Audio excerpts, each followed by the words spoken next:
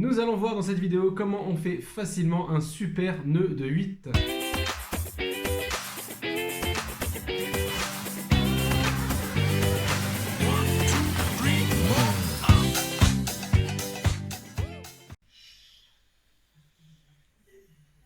Yo les apprentis randonneurs, c'est Nicolas, bienvenue sur ma chaîne, le meilleur endroit pour apprendre les astuces de la randonnée rapidement et pour pas cher. Et n'hésite pas à t'abonner, je publie une vidéo chaque mois. Je vous présente aujourd'hui comment on fait un nœud de 8 et restez bien jusqu'à la fin, je vous montrerai comment on peut faire un petit nœud coulant, hop, d'une main et super facilement. Nous allons maintenant passer à la partie pratique. Pour commencer le nœud de 8 simple, vous devez, selon votre utilisation, déjà prendre un bout dans une main, saisir de votre deuxième main un morceau de la corde. Pour ma part, je tiens la corde à peu près à écart en fait à écart de bras. Bien sûr, là pour la caméra, je vais en faire un plus petit. Hop. Alors ensuite, avec votre deuxième main qui tient le bout côté centre, celui-là, vous faites 2 demi-tours. 1, 2. Une fois que vous avez fait, vous avez fait les 2 demi-tours, avec le bout de la première main, vous rentrez dans le centre, ici. Ensuite, vous n'avez plus qu'à tirer et vous avez votre nœud de 8. Alors, pour le nœud de 8 double, on reprend son nœud simple. Ensuite, on prend ce qu'on a envie d'accrocher. Moi, pour l'exemple, je prendrai hop, mon sac à dos. Hop. Donc, on prend le bout que je vais faire passer dans la lanière du sac. Et ensuite, c'est assez simple. Je n'ai plus qu'à suivre le chemin de la corde. Hop, je rentre. Je serre autant que j'en ai envie. Ensuite, je continue à suivre la corde. Je la suis, elle passe ici.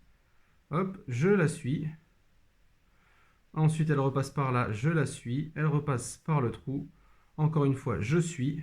Et une fois qu'il n'y a plus à suivre, hop, on serre. Et on a un super nœud de 8.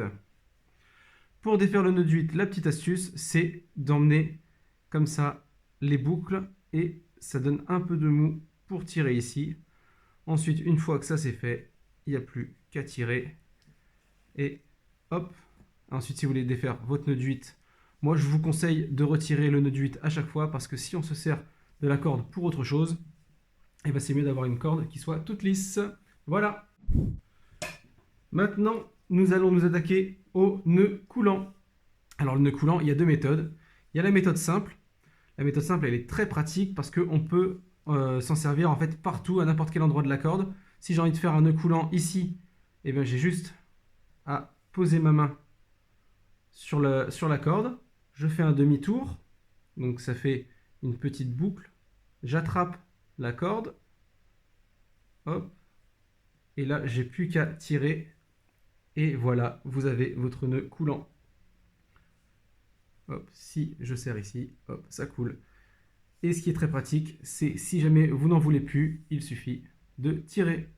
Maintenant, si vous voulez faire un nœud coulant autour d'un arbre par exemple, donc bien sûr, vous n'allez pas pouvoir faire votre nœud coulant comme tout à l'heure, le faire comme ça, parce que là du coup, vous ne pouvez pas la passer dans l'anse. Alors, il va falloir faire un nœud plus pas compliqué, on va pas dire compliqué. Il va falloir le faire, il va falloir y réfléchir un peu plus. On le passe dans l'anse. Je fais une petite boucle. En fait, même pas une boucle, en fait, je la passe au-dessus. Je récupère par en dessous la corde. Et ici, je vais faire un nœud simple. Hop. Et là, vous avez votre nœud coulant.